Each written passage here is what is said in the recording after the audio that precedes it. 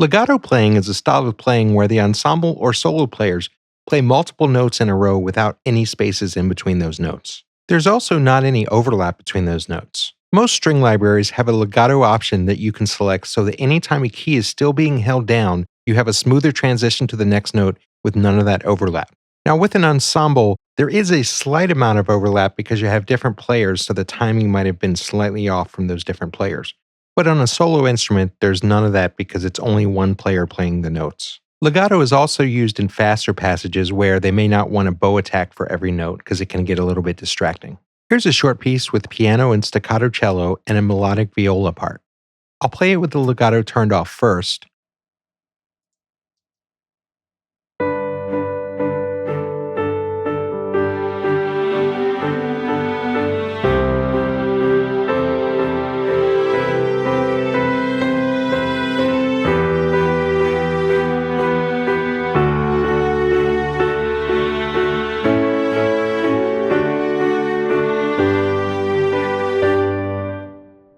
While it sounded okay, you notice that a lot of the notes may have hit a little bit late, and overall the transitions between them just didn't sound too natural.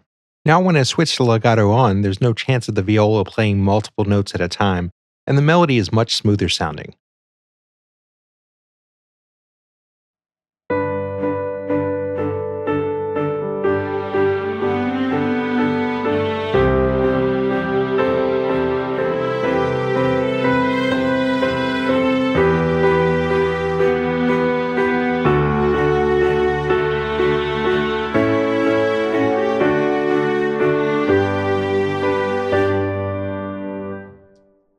The note and timing clarity was much better in that version. Also, a couple of those notes that I played with a lower velocity actually had a portamento effect that made it sound even more realistic. Portamento is when you have a slower transition from one note to another in the legato mode. Now, with the solo instrument, a player will often play a phrase while bowing once and then hammering on or pulling off the notes, similar to the way that a guitarist would do the same thing.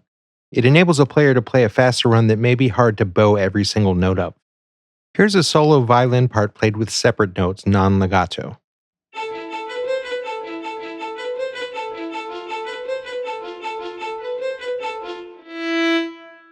So each note I was playing, it was starting the bow again, and as a result, I really couldn't even hear the notes because I was playing fast enough that you didn't even get to hear the note come out. Now I'll play all the notes so there's overlap between them, so you'll hear the legato phrasing.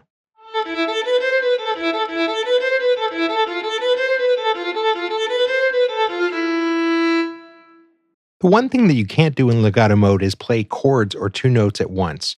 If you want to do that, you need to either switch to polyphonic mode, or if you want to have multiple legato lines going, such as two violins playing harmonies of each other in legato, you would need to instantiate a second instrument to play the second part.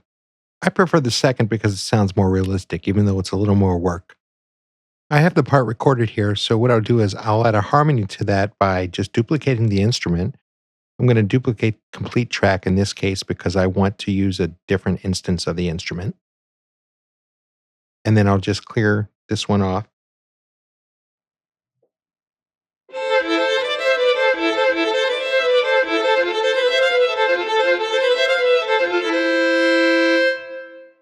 The timing was a little off, so what I'll do is I'll go ahead and click on both MIDI files and just correct the timing of the second ones.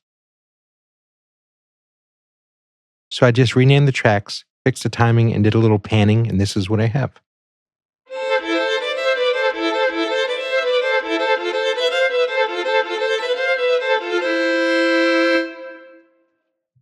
So if you are playing in legato mode and you want to do a new bowing to start a phrase or add emphasis to certain notes within a phrase, you just have to go into the MIDI part and make sure the notes are not overlapping left to right, and you'll get a new bow sound for each of those notes.